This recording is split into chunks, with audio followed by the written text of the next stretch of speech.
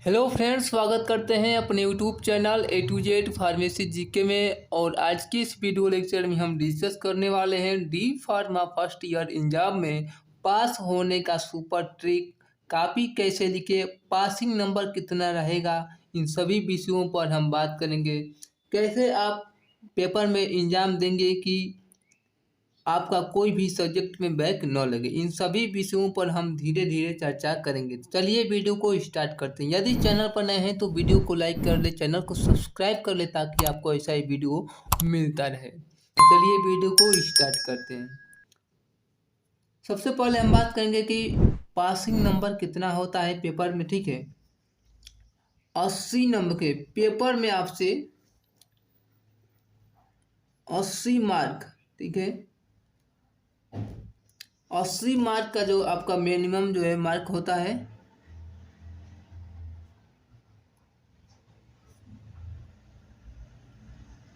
Minimum mark जो होता है आपका पेपर का, उसका आपका होता है 80 मार्क। ठीक है, और 20 नंबर यहाँ पर आप देख सकते हैं, 20 मार्क का जो आपका पेपर में ये होता है आपका प्रैक्टिकल। ठीक है,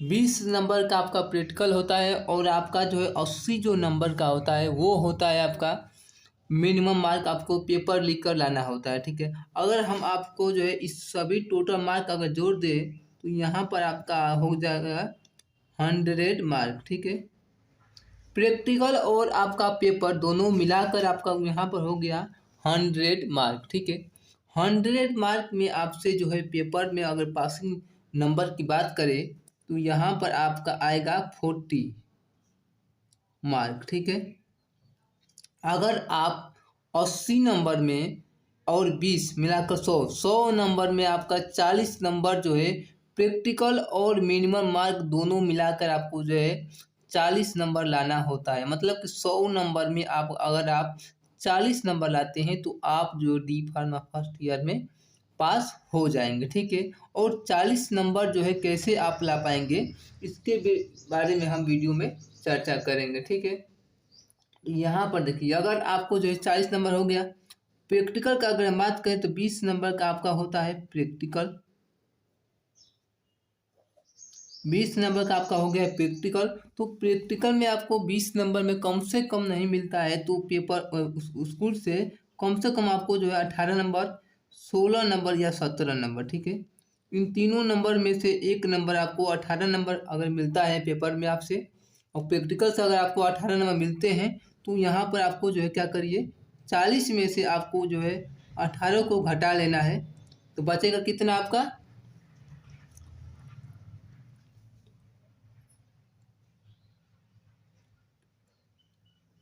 22 नंबर। ठीक है, प्रैक्टिकल में आपसे स्कूल से कम 18 नंबर मिलता है तो आपको जो है 80 नंबर में आपको लाना पड़ता है कितना, 22 नंबर। ठीक है, 80 नंबर में अगर आप 22 नंबर लाते हैं, अगर प्रैक्टिकल में आपको 18 मिलता है तो वो आप पेपर में आराम से जो है 40% ला सकते हैं और आप जो है पास हो सकते हैं। ठीक है, लेकिन अगर हम बात करें, अगर मान लीजिए कि आपको 16 नंबर मिल गया, तो 16 नंबर अगर पेपर उस प्रैक्टिकल से मिलेगा तो यहाँ पर आपको 24 नंबर लाना पड़ेगा।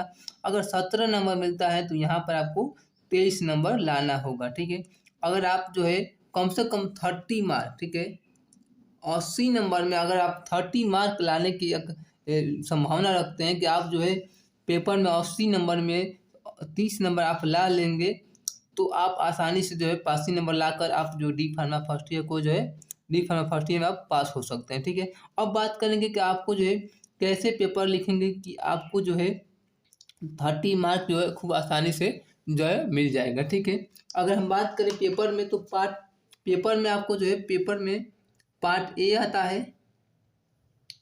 पार्ट बी होता है और पार्ट सी होता है। ठीक है, 3 पार्ट में आपसे जो है क्वेश्चन पूछते हैं। क्वेश्चन का अगर पैटर्न की बात करें कि क्वेश्चन का पैटर्न कैसा रहता है तो पार्ट ए होता है, पार्ट बी होता है और पार्ट सी होते हैं। ठीक है, देखिए पार्ट ए में आपसे जो है 6 क्वेश्चन जो है 7 क्वेश्चन दिया होता है, जिसमें आपको जो है 6 क्वेश्चन इंटू 5 मार्क। ठीक है, 5 मार्क का आपको 5 नंबर से आपसे क्वेश्चन जो है पूछते हैं। ठीक है, अगर 6 क्वेश्चन रहेगा 5 मार्क का रहेगा तो आपका यहाँ पर हो गया 30 नंबर, ठीक है, 30 मार्क। 30 नंबर आपसे जो है पार्ट ए से जो है यहाँ पर क्वेश्चन उठाया है, ठीक है, पार्ट ए से आपका जो है 30 मार्क का क्वेश्चन यहाँ पर बन गया। अगर हम बात करें पार्ट बी पर, तो पार्ट बी में आपका जो है 10 क्वेश्चन आता है इंटू 3 मार्क का एक क्वेश्चन आता है, ठीक है। यहाँ पर भी आपका जो है 30 मार्क जो है आपको मिल गया, ठीक है। तो 30 कितना होगा, 60 हो जाएगा। 60 नंबर आपका जो है पार्ट ए और पार्ट बी दोनों मिलाकर पूछता है। अगर आप हम बात करें पार्ट सी का, पार्ट सी में आपसे जो है कम से कम आपको जो है 8 से 10 या मान लीजिए 8 क्वेश्चन जो होता है आपका एमसीक्यू होता है, ठीक है। 8 क्वेश्चन जो है एमसीक्यू होता है। 7 क्वेश्चन अगर बात करें हम, 7 क्वेश्चन जो है आपका फिल इन द ब्लैंक्स, ठीक है।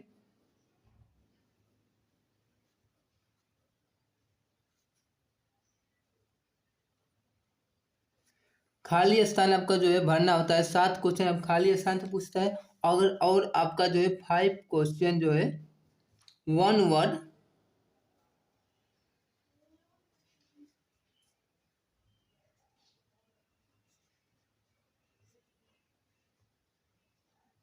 और 1 सेंटेंस, मतलब कि एक लाइन में या एक शब्द में आपको आंसर देना होता है। आपका जो है 5 क्वेश्चन जो है आपसे पार्ट सी में पूछता है, ठीक है। तो देखिए यहाँ पर 8 क्वेश्चन आपसे पूछ दिया एमसीक्यू, 7 क्वेश्चन आपसे जो है खाली स्थान की पूर्ति कीजिए पूछ दिया, और 5 क्वेश्चन जो यहाँ पर 1 वर्ड 1 सेंटेंस आपसे पूछ दिया, मतलब कि 7 5 12 और 12 8 कितना 20, ठीक है। तो यहाँ पर आपका जो है 20 मार्क, ठीक है, 20 नंबर का आपसे जो है पार्ट सी से पूछता है। अगर आप टोटल मिला के जोड़ दें तो 30 30 60 और 60 20 80 नंबर का आपका जो पेपर में पूछता है। ये होता है हमारा पेपर पैटर्न, ठीक है। और आप कैसे करके जो है आप जो है 30 नंबर ला पाएंगे उसको भी बारे में हम बता देते हैं, ठीक है। देखिए पार्ट ए, पार्ट बी और पार्ट सी, 3 पार्ट आपका दिया है। पार्ट ए होता है, पार्ट बी होता है और पार्ट सी होता है, ठीक है। अगर आपने मान लीजिए कि आपने पार्ट ए में 6 क्वेश्चन जो है यहाँ पर 6 क्वेश्चन 5 मार्क का दिया है। अगर आपने जो है देखिए पेपर में आप हिंदी या इंग्लिश दोनों में आप लैंग्वेज में आप पेपर लिख सकते हैं, ठीक है। तो आपने अगर 6 क्वेश्चन में अगर आपने 2 क्वेश्चन का आंसर दिया, ठीक है, मान लीजिए कि 2 क्वेश्चन का आंसर दिया तो इंटू 5 मार्क। अगर 5 नंबर का क्वेश्चन है और आपने 2 क्वेश्चन का आंसर दिया तो यहाँ पर आपको जो है मिल सकते हैं कितना 10 मार्क, 10 नंबर आपको यहाँ पर मिल जाएगा, ठीक है। दूसरा पार्ट बी की बात करें तो पार्ट बी में आपका 10 क्वेश्चन है। अगर यहाँ आपने जो है 3 क्वेश्चन, मात्र 3 क्वेश्चन जो है आपने हल किया तो 3 क्वेश्चन में आपको जो है 3 मार्क का होता है, ठीक है। यहाँ पर आपको कितना हो जाएगा 9 मार्क, मान लीजिए 10 ही मार्क, ठीक है। 10 नंबर मान लीजिए आपको आपने जो है पार्ट बी से हल कर दिया।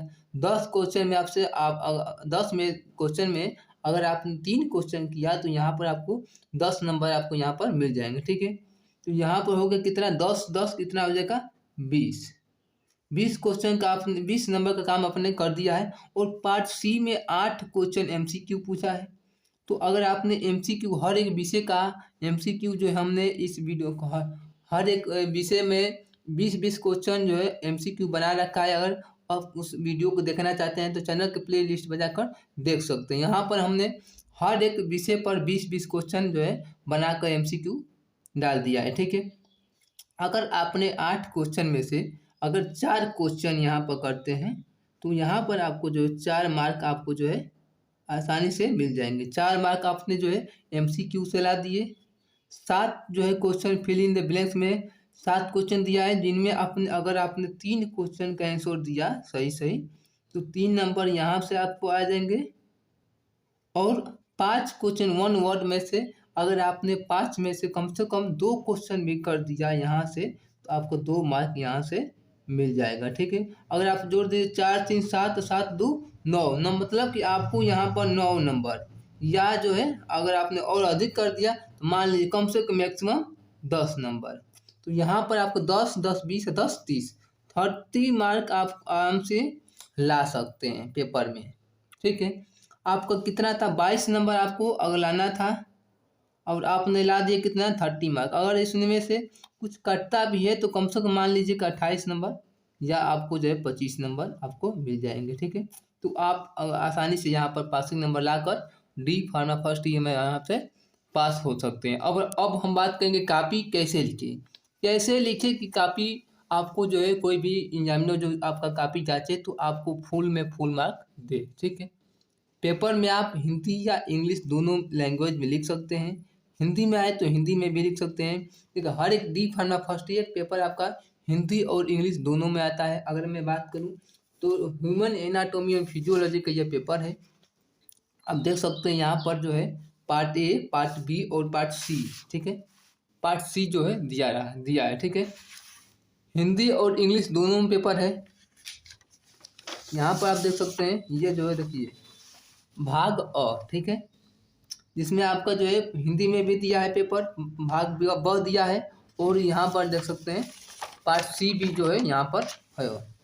भाग स भी जो है यहाँ पर जो ऑप्शन में क्वेश्चन दिया है वह जो है हिंदी में आपसे दिया है। आप इंग्लिश में समझ कर हिंदी में दे सकते हैं, या आपको जो भी आप हिंदी में आता है तो हिंदी में दे सकते हैं, इंग्लिश में आता है तो आप इंग्लिश में दे सकते हैं। यहाँ पर आपको नंबर नहीं काटता है। ठीक है, तो यह हुआ हमारा पेपर का पैटर्न। अब बात करेंगे कापी कैसे लिखे। ठीक है, हमने यहाँ पर डी फार्मा फर्स्ट ईयर का फार्मास्यूटिक्स से जो एक क्वेश्चन उठाया है जिसमें पूछा है कि write the brief notes principle construction and working of double cone blender and triple roller mill. ठीक है, हमने एक क्वेश्चन बनाया है जिससे आपको बताएंगे कि आप पेपर में कैसे जो है लिखेंगे ताकि आपको कोई भी एग्जामिनर जो है फुल मार्क दे सके। ठीक है, यहाँ पर आपसे पूछा है क्वेश्चन में डबल कोन ब्लेंडर और ट्रिपल रोलर मिल का प्रिंसिपल, जिसे हिंदी में कहते हैं क्या, सिद्धांत। कंस्ट्रक्शन मतलब कोई भी मशीन वो कैसे बना है उसके बारे में, एंड वर्किंग मतलब वो कैसे कार्य कर रहा है, और डबल कोन ब्लेंडर मतलब आपसे पूछा है। देखिए सबसे पहले आपको समझना पड़ता है कि कोई भी क्वेश्चन में आपसे जो है क्वेश्चन कैसे पूछा है, क्या पूछा है क्वेश्चन में। तो यहाँ पर पूछा है कि डबल कोन ब्लेंडर का प्रिंसिपल, कंस्ट्रक्शन और वर्किंग मॉडल जो है आपको बताना है। ठीक है, हमने लिख दिया है। आपको जो है क्या करिए पेपर में आप काला पेन जो है स्केच ले सकते हैं। यहाँ पर आप बड़े से हेडिंग में जो है काला पेन से यहाँ पर यहाँ तक आप लिख दिए। ठीक है, लिखने के बाद आपको क्या होता है, कोई भी एग्जामिनर जांचेगा कापी तो वो देखेगा कि डबल कोन ब्लेंडर मतलब कि इसके बारे में नीचे दिया गया है। ठीक है, मतलब कि आपको एकदम सामने यहाँ पर इतना बड़ा आप लिख दे, नीचे से दो लाइन खींच दे। ठीक है, लिखने के बाद डबल कोन ब्लेंडर लिखने के बाद यहाँ पर प्रिंसिपल हेडिंग डाल दे, या हिंदी में आता है तो यहाँ पर लिख सकते हैं सिद्धांत। ठीक है, अब सिद्धांत का मतलब होता है कोई भी जो है मशीन होता है और हर एक मशीन का अलग अलग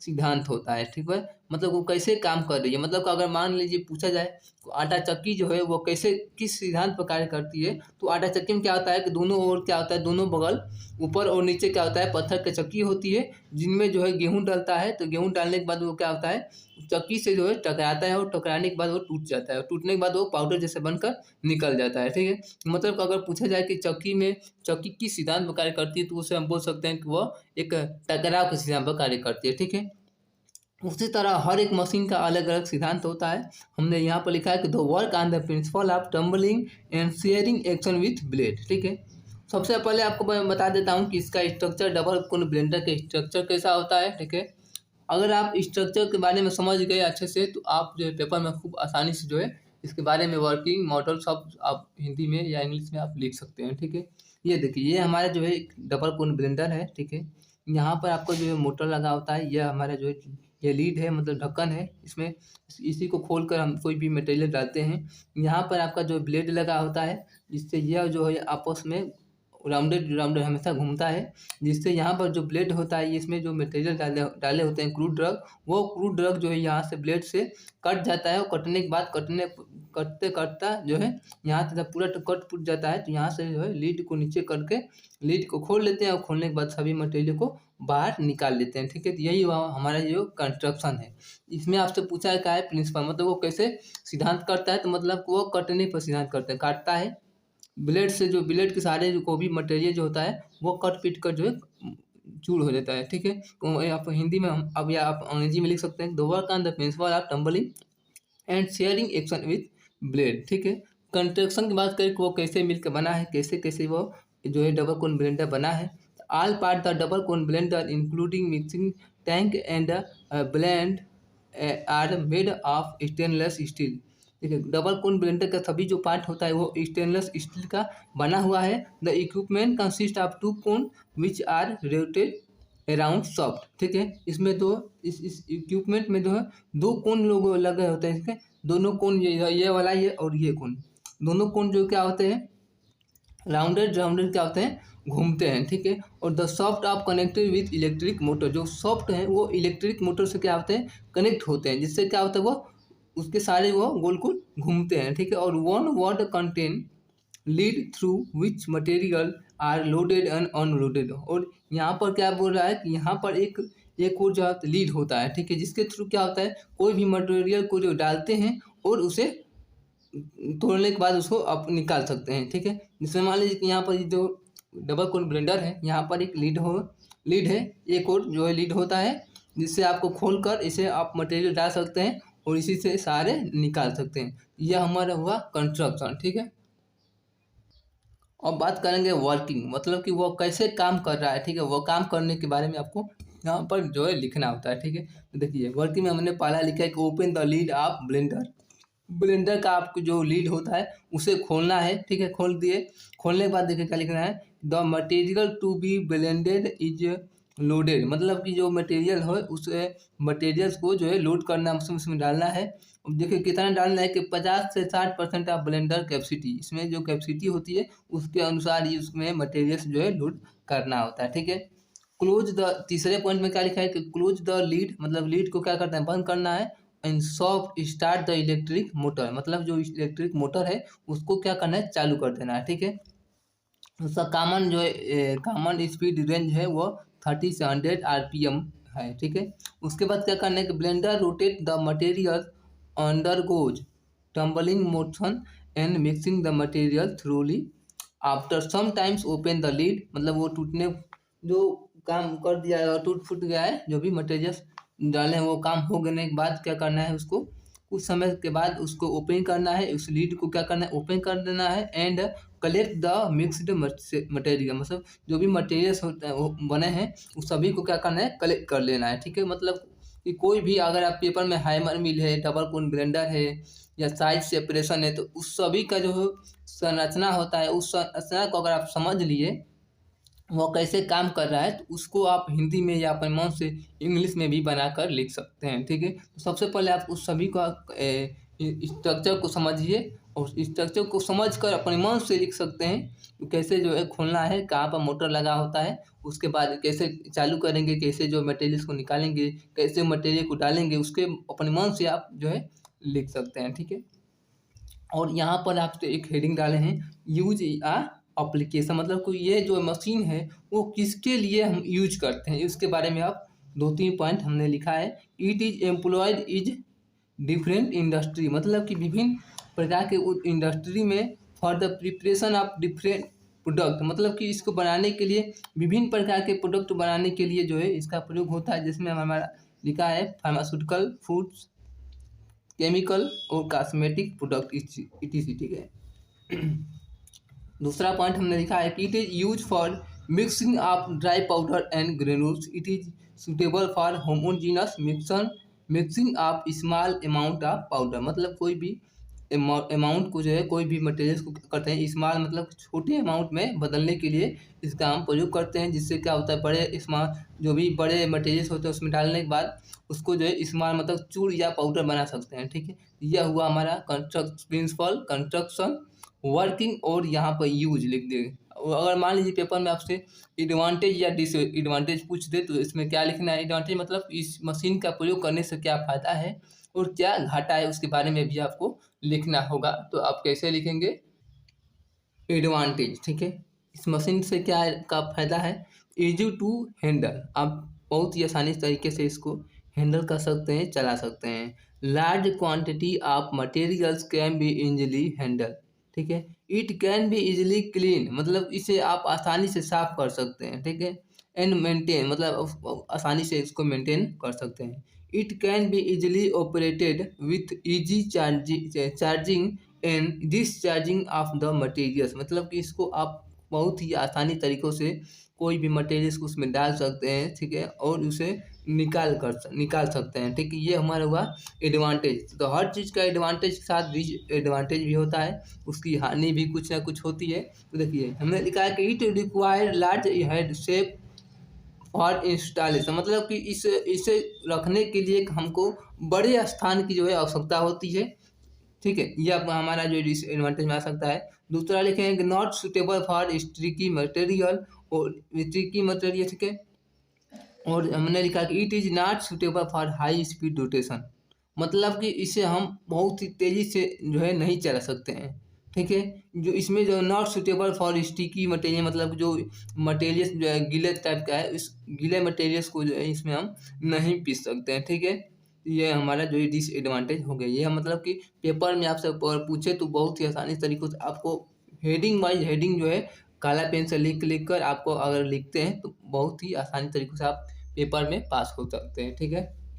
यदि वीडियो पसंद आया हो तो वीडियो को लाइक करिए, चैनल को सब्सक्राइब करिए। मिलते हैं नेक्स्ट वीडियो में, तब तक के लिए धन्यवाद।